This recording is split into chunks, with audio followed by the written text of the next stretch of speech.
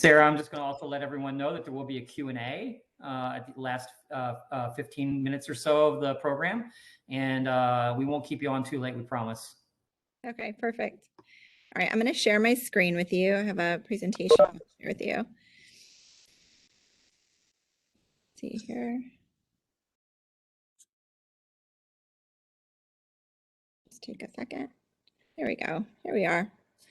Hey, so I want to talk to you today about Reading and Writing Workshop. First of all, I'm Sarah Palazzolo, and I am the curriculum dean at Shorecrest in St. Petersburg, but I've also been training teachers, and I've been a consultant for independent schools for several years for reading and writing curriculum.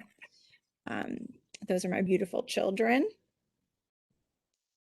So today we're going to talk about the reading and writing curriculum that we have just begun using at TVS. And when I say just begun, I mean for the past 3 years. And in regards to curriculum, that's not a long time to be inside of a certain curriculum. So we're just, getting a handle on it now and really getting good at it, in this year and the coming years.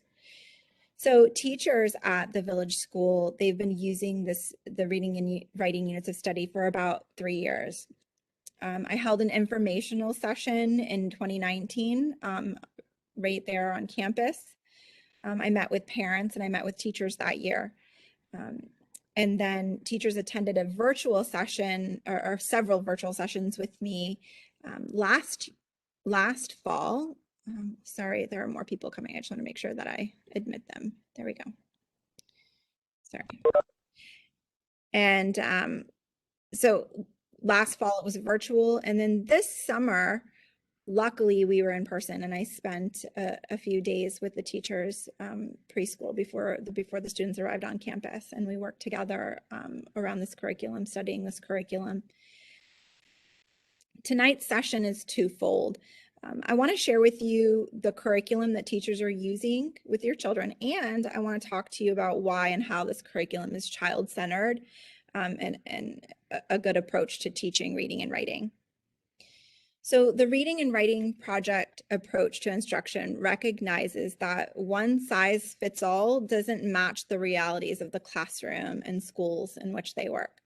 When you walk into a workshop classroom, at any given moment, you'll see instruction that's designed to help teachers address each child's individual learning, explicitly teach strategies students will use not only the day they're taught, but whenever they need them, support small group work and conferring with multiple opportunities for personalizing instruction, tap into the power of a learning community as a way to bring all learners along, build choice and assessment-based learning into the very design of the curriculum, and help students work with engagement so that teachers are able to coach individuals and lead small groups. The routines and structures of Reading and Writing Workshop are kept simple and predictable so that the teacher can focus on complex work in a responsive manner that is meant to accelerate achievement really for all learners. So, sorry, there we go. So what is Reading and Writing Workshop? A specific routine is followed, and it's the workshop routine. And a lot of people think that this routine is new or was just made up by Lucy Calkins. You may have heard that she is the founder of the actual curriculum that that teachers are using, but really it's much older than it has a lot more research around it than that, and it was actually developed by Fontes and Pinnell, which was years before Teachers College adopted it. It begins with a short mini lesson, and it focuses on a specific reading strategy that is explicitly taught and modeled by the teacher. Afterwards, students have ample time to read and try this and other previously taught strategies on their own with appropriately leveled books.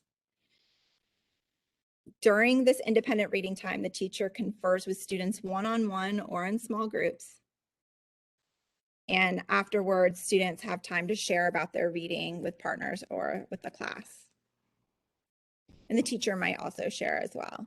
And when I talk about reading and writing, like I know that, you know, we're thinking a lot about reading workshop tonight, but I keep saying writing workshop because they're very intertwined, and these two curriculums live side by side and are very interconnected into the day of the students. So the rationale, first of all, it's for love of reading and writing. At a really early age, we teach kids to love to read and to write. This is a perfect way to differentiate instruction. More time reading equals stronger and more confident readers, and there's tons of research behind that.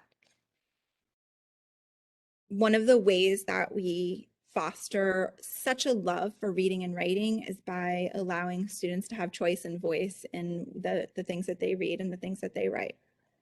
So the workshop model allows teachers to differentiate and meet the needs of all their students, and it helps foster a love of reading and writing. They're practicing these skills with guidance and with support, but they're also practicing these skills independently. We really want students to be independent readers and writers, and we work alongside them to create this air of independence.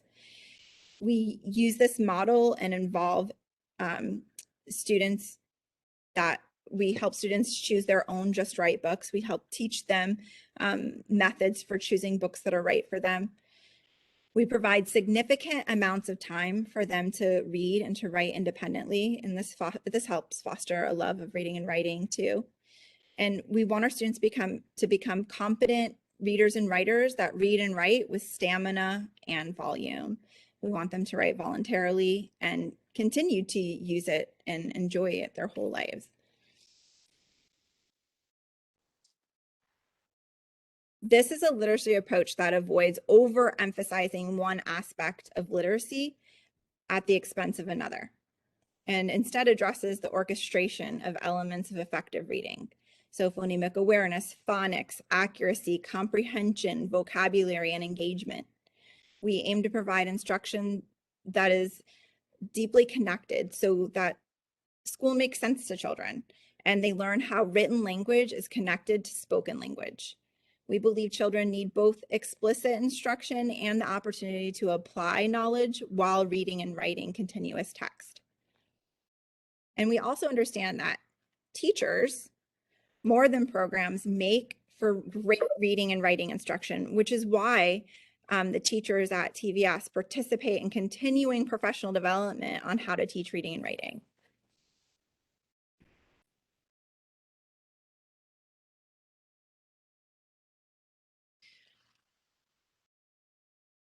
So how is this different from a textbook? I don't know about most of you, but I learned from a textbook. I can't say that I learned from a textbook to read, but that was the type of curriculum I had when I was in school. And I have to say that I've always been a great lover of reading and writing. And I did not enjoy reading in school because it was from a textbook, and it was very much like everybody is going to read aloud a paragraph, and when it's your turn, you're going to read aloud your paragraph. And for me, who was an avid reader, I didn't want to slow down my reading to listen to everyone read their paragraph. I would count how many kids were in front of me and then put my finger on the paragraph that I was supposed to read out loud.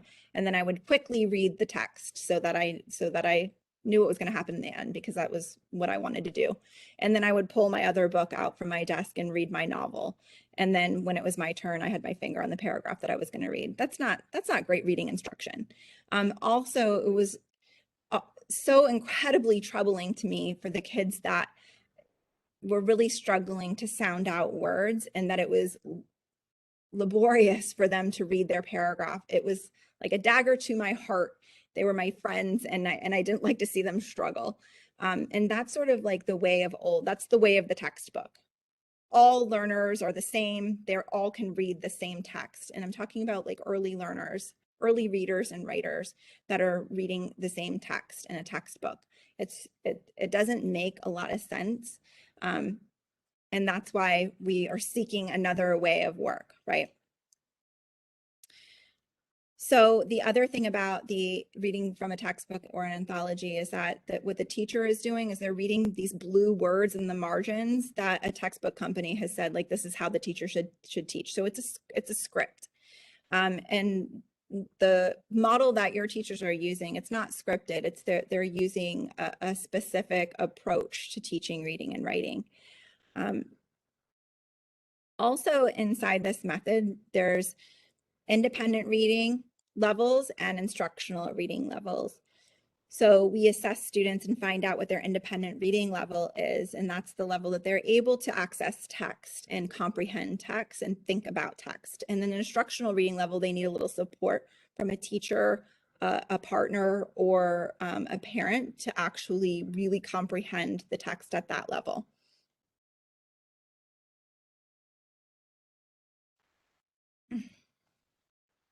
So you may have heard your kids talk, especially if they're in lower school, you may have heard them talk about just right books. So we teach kids to find books that are just right for them. Research says that that's the way they grow as readers, is by reading a lot of books that are in their developmentally appropriate level for them. And then, you know, going up from there. So a book is too hard if a child gets stuck on a lot of words, the book doesn't make sense, they can't read it with expression, or it's confusing. It's just right if they can read it sort of smoothly the way they talk, that makes sense, if they can read it with expression, if they can retell the important parts, and if they can grow ideas as they read. And it's important too that we teach them, you know, you have to like the book to be able to stick with it for an extended period of time.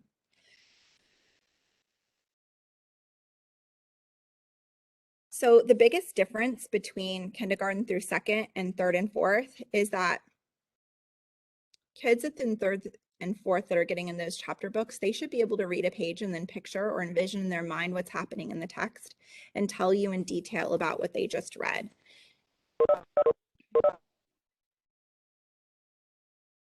So classroom libraries are a really important part of this curriculum, and your child's teachers are currently building classroom libraries. So they started out with none 3 years ago. And so for the past 3 years, they've been, you know, little by little building their classroom libraries. The library contains books that are a particular grade level's interests and levels, you know, a range from low to high. It pares down the student choices so that it isn't an overwhelming choice, like the school library or a public library. So at a school library and public library, there's just vast number of books that the kids might be struggling with if they read, and in their classroom, it's pared down to that child's grade level and like a little bit below and a little bit above, so that it has a range of the readers from the classroom.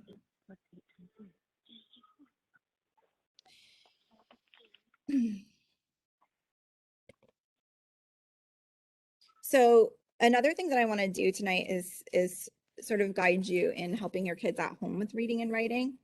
So something that we could do if the book is not just right, if you realize, and I know this has happened to all of us as parents, we realize that the book that our child is reading is too hard, that it's not right for them. They're stumbling and fumbling and sounding out all the words, and they're not enjoying the text, and it just is excruciating for them to read. So what can we do when that happens? Because we don't want to deter them from reading a book, especially if it's a book that they want to read. We could read aloud the book to the child. We could ask the child if it feels like a just right book. Usually if they're stumbling and fumbling through the whole book, that it doesn't feel good and they don't want to read it. Let your child know that reading should be enjoyable.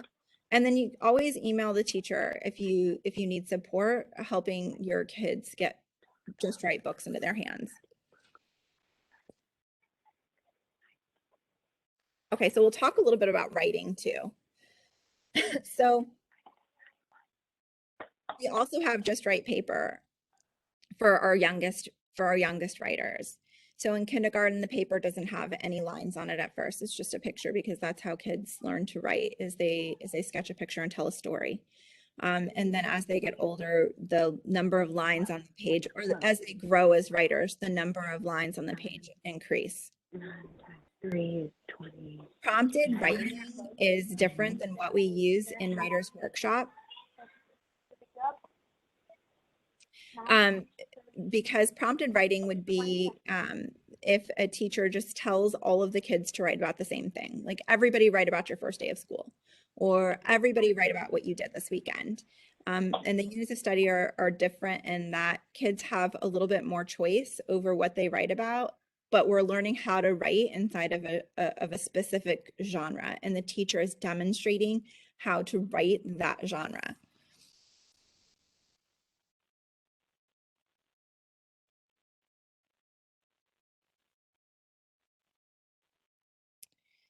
So in writing, teachers teach the writing process through a study of specific genres. And we're not teaching them to write that 5-paragraph essay that we all remember. We're teaching them the writing process. We're teaching them to brainstorm, to plan, to draft, to revise, to edit. And we're teaching them this writing process in many different genres.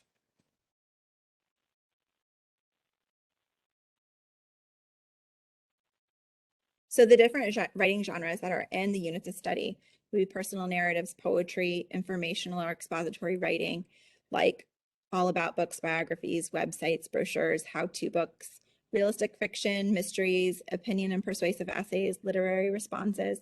It's a pretty vast number of writing genres that we teach kids to write in. And this isn't all inclusive. Teachers may always insert another genre.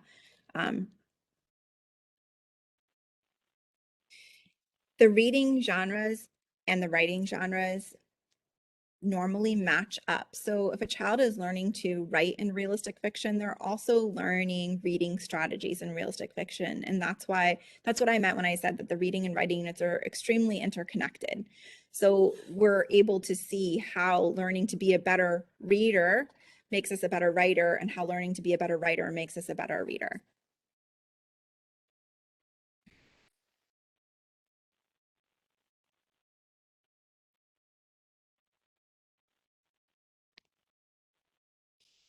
So the types of assessments that we do are vast. One way that we assess our readers is we use running records. That's sort of a formal way of assessing them. Will has also talked about new map testing that's being done this year in school.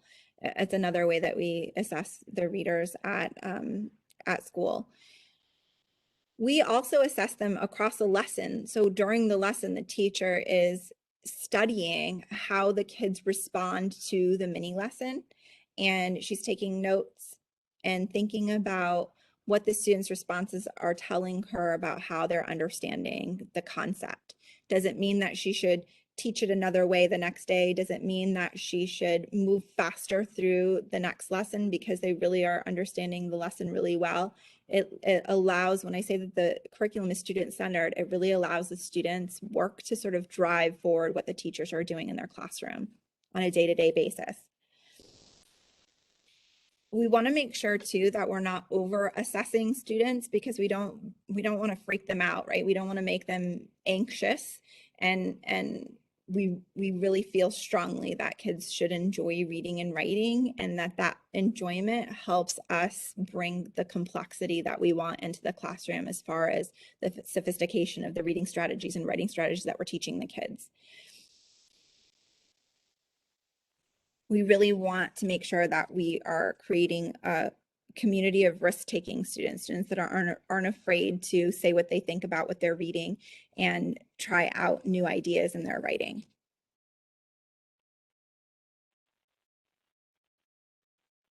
So there are a lot of formal and informal ways that we assess in reading and writing. We ask students to write an on-demand piece of writing where they're just spending 40 minutes of class time writing a story from beginning to end, or a nonfiction piece from beginning to end. And then we're taking that piece of writing and we're studying it to see what that means for our instruction. And then we teach the lessons, and then we can look across those two pieces of writing to see how the writer has grown. There are also unit assessments starting in 3rd grade with the reading, and those incorporate all of the reading standards. The kids take a pre-test and then they teach the unit, and then there are post-test assessment questions. Teachers are also studying their behaviors. They're observing and thinking about how kids are engaging in texts. They are conferring with students and talking with them about their reading and writing. They're also listening into conversations. We believe that talking about text and talking about writing is instrumental in the growth of readers and writers. And so teachers are leaning in and listening into the partnership talk that they've helped foster in their classrooms as well. Content area assignments are also really important when we're looking at student work. Is what we're teaching in reading and writing carrying over to other subject areas? So what does reading and writing workshop look like in the classroom? Well, there's a mini lesson, there's independent practice, and there's a teaching share. And another thing that I love about this curriculum is that it looks the same in reading. The structure looks the same in reading as it does in writing, and it looks the same in kindergarten as it does in 6th grade. So the kids really understand the structure as they move through the grades. It's the complexity of the lessons that change. So when the mini lesson is being taught, the teacher is explaining, defining, and demonstrating a specific strategy. Students are listening, watching. There might be a moment where the teacher asks the students to turn and talk with a partner so that they can practice the strategy with the teacher's guidance right there. Independent practice, the teacher is differentiating instruction during independent practice. So kids are off reading and writing, and teachers are able to pull small groups. Teachers are also redirecting if kids are not able to do the strategy that the teacher is teaching. She's redirecting the students. She's observing and she's taking notes. Kids are independently reading and writing. They're building their stamina when they do this. They're practicing the lesson strategies, and they're participating in conferences or in partnerships. The teaching share re-engages the students in the lesson. It's like the punctuation point at the end of our lesson. So we're like, it's the wrap up of the lesson, and it allows the teacher another opportunity to teach into the lesson, or to reteach parts of the lesson, or to introduce something new, or to compliment her students on something that they've done really well during the workshop.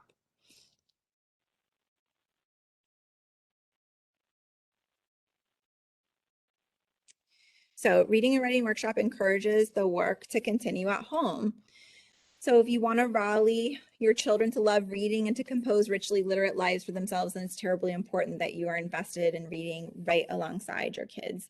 And what I interpret that to mean is that every opportunity that I can tie to reading and writing in my real life, I make visible to my kids. So if I'm reading a sign on the road, I'm pointing that out to my kids. When I'm making a list for the grocery store, I'm involving my kids and making that list with me. I'm letting them hold the list in the grocery store and cross things off as I go through, so that they're really involved in the way that reading and writing is infused in every moment of our lives.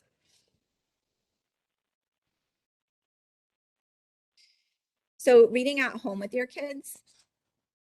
When we read with our child, this is when our child is maybe reading out loud to us, or they're reading beside us, but they're doing most of the reading. Our job is to monitor for comprehension, to help them increase their fluency, to reinforce decoding strategies, and to help them build their vocabulary. How do we do those things? To monitor for comprehension, we just can simply ask them, what is it that they're reading about? To increase their fluency, they're reading out loud, and we're helping make sure that the words that they're reading matches the words on the page. To reinforce decoding strategies, we're helping them, word solve. We're their coach beside them, helping them word solve. And to build vocabulary, if a word comes up that they don't know what it means, we're just telling them what the word means, and we might use it in another context to help them understand what the word means. Harper. The purpose of reading to our children is to help create a love of reading, to help build comprehension, and for your child to hear a fluent reader and how it should sound when we're reading out loud as a fluent reader. and to model decoding strategies, and again, to build vocabulary, to talk about those words that they don't know that you come across in the text. Not to mention that it's like this precious, undivided, electronic free family time reading with our kids. So some do's and don'ts of working with your kids at home. Do ask them what they're reading about. Do help them with tricky words. If they want to know what a word is, just tell them. Be a book promoter. I love taking my kids to the library, to Barnes and Noble. I have a huge collection of books at home. We ask for books for holidays. We order books from Scholastic when they come home with the flyers from school. So some things that we kind of want to stay away from when we're working with our kids at home with reading or writing. We don't want to interrogate them with a battery of comprehension questions. We don't want to repeatedly insist that our child sound out the word or insist that they know the word. We don't want to punish them by making them read. And we don't want to keep going if they're extremely frustrated. Brain science tells us that once the negative, factor happens, that the brain kind of shuts out any learning anyway. And so as soon as I see tears, it's like it's time to stop and do something else to keep things positive in the realm of reading and writing. Okay, so now we have a few minutes for questions and answers. If anybody has any questions, if you want to unmute yourself and ask, Will or I are happy to answer your questions. If anyone has any questions, and if you're shy and you want to just put it in the chat and have me read the question, I'll be happy to do that as well. We have a few minutes. I will tell you for our parents, if we have any middle school parents on here, that the reading and writing workshop looks a little different in middle school, how it's adapted or implemented, but it does look the same. It's the same strategies are used. It's just you has to be allocated differently due to different time constraints in middle school, since reading and writing are taught in the same 225 minutes a week, whereas you might have almost double that time to teach those as two separate subjects in the lower school grades. So just something to clarify that. I just wanted you to understand that the process is the same. We use those mini lessons, those wrap-up teaching minutes 5 minutes at the end, and we also do the independent reading, and the blocks are used a lot with those effective time periods that we have when we have those, the blocks, the 65-minute blocks. So we got a question from Nicole, and she says, you spoke about finding the good fit for a book. How do you encourage students to pick more challenging books? You spoke, so how do we encourage them to pick more challenging books? And maybe a better question is how to discern when they're ready for a more challenging book. So yeah, I think that the more we teach this curriculum, the more your child's teacher teaches curriculum, the better they get at finding good fits for books.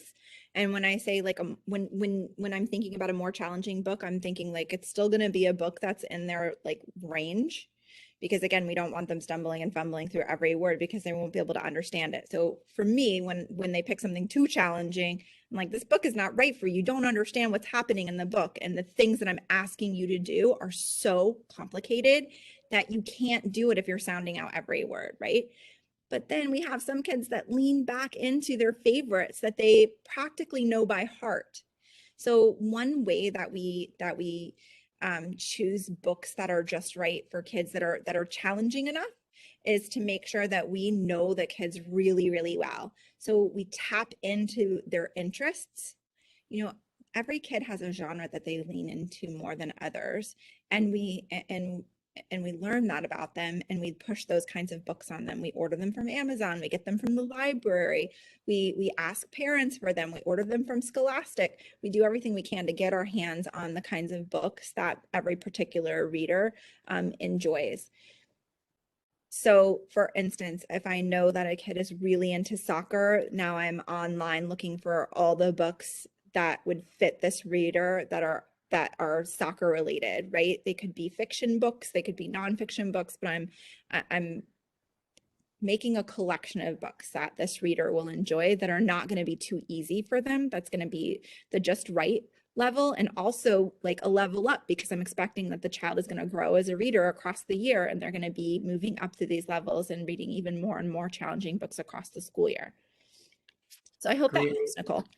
Great answer. And I also can add to that I will assure you that in the at every level, we made a substantial investment in K through 8 reading and materials this year in every classroom. Every classroom has a set of books that are leveled with informational text, fiction, not more like longer novels as the levels get higher, some award-winning books, as well as we created a leveled reading library in the small room next to the art room in the lower school. So there's even more resources there. So we really made a significant investment to have wider choice for all the students so they could challenge themselves as they got ready for those next levels, and so we could more easily differentiate between the levels.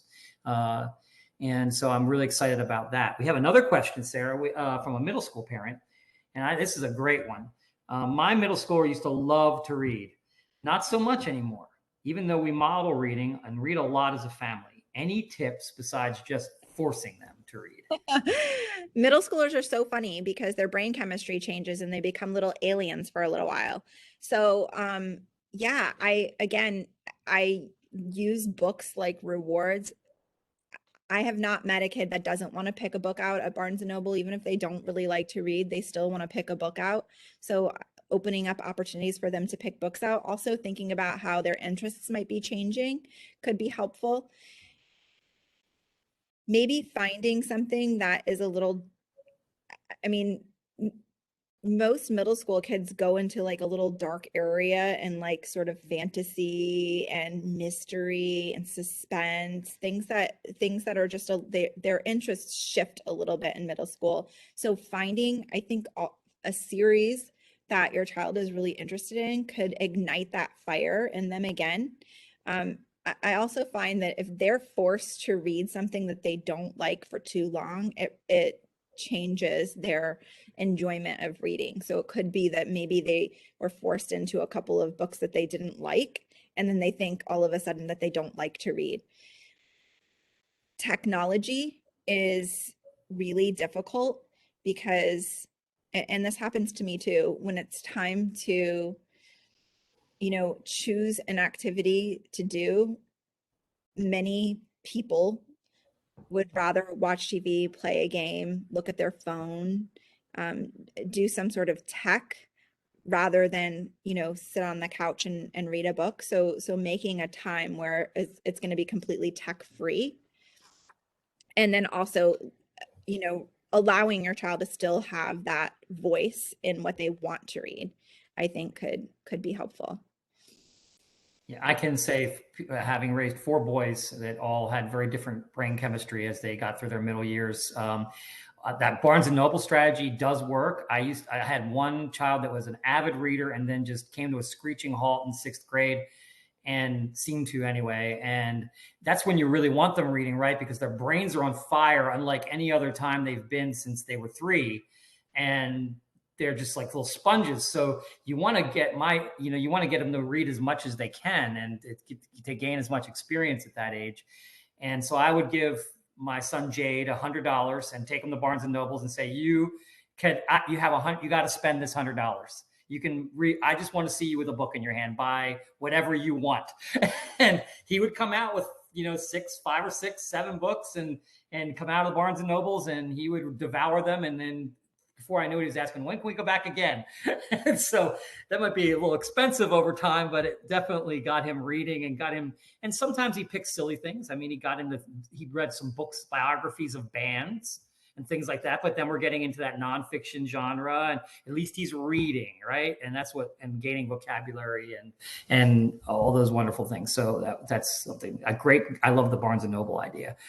We have one question. I joined the meeting late. I'm sorry if you went over this, but I'm curious. Will the students be reading the same book together and then discussing together as a group? I know they read many books individually, but I am not sure if they're reading together too. And I don't know if this is a middle or a lower school parent. Can you let me know if you're LS or MS? Just put that in chat. Third grader. Okay. Okay, so both, right? Like the teacher reads a read aloud that is a mentor text, and and the kids discuss this text. It's really, really rich text that the in third grade, I know because of Winn-Dixie is one of the mentor texts for read aloud. Sometimes teachers like the kids to have the book in front of them too, so they actually will read the book together and have discussions about it. And sometimes the teacher is just reading the book aloud and the kids don't have it in front of them. It depends on the teacher's choice. There's not a right or wrong answer here. I never like the kids to have it in front of them because of my experience growing up, which was I was just reading to get to the end, and I wouldn't stop if the teacher said, don't go past chapter 2. I would never listen. I would always read the whole book, and then I would spoil it for myself and others. So I try to keep it out of their hands, and I just read out loud to them. But some teachers do like the kids to have the book in front of them so that they can follow along while the teacher is reading, and there's nothing wrong with that either. So I think that sometimes in the year the teacher might have the whole class read together, and then I think sometimes the teacher will read aloud a book to the kids and then have the discussion about the book throughout their classes together. So we have a middle school parent asking a question that might be more something that I can answer, which would you consider offering more than one choice for the upcoming summer reading? The answer is yes. I think that's what we're going to move to. That's what I would like to see move to. Of course, I'd want to, get our middle school faculty and teachers on board with that. But I think it would be, I think it is incumbent upon us to have those more than one choices and allow, because that's what the whole point of this reading and writing workshop is not to lock them in, to give them more choice and have a love of reading. So give them some options and some different genres and some different texts at different levels too. And I think that's really important. Great question. And yes, we are very aligned in that. And I appreciate, I'm seeing yes, please. Thank you. I agree. Everybody coming up with that. So it seems like we're on the right track here. And I would say look for that this summer.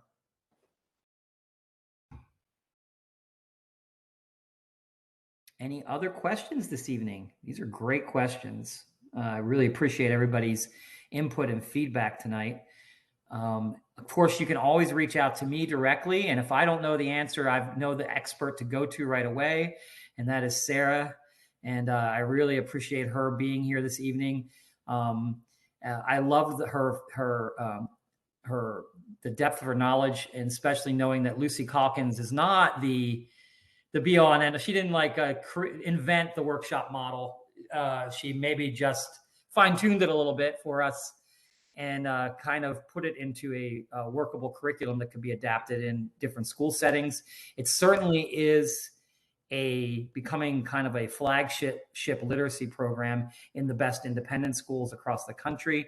And it's definitely proven, it has a proven track record in developing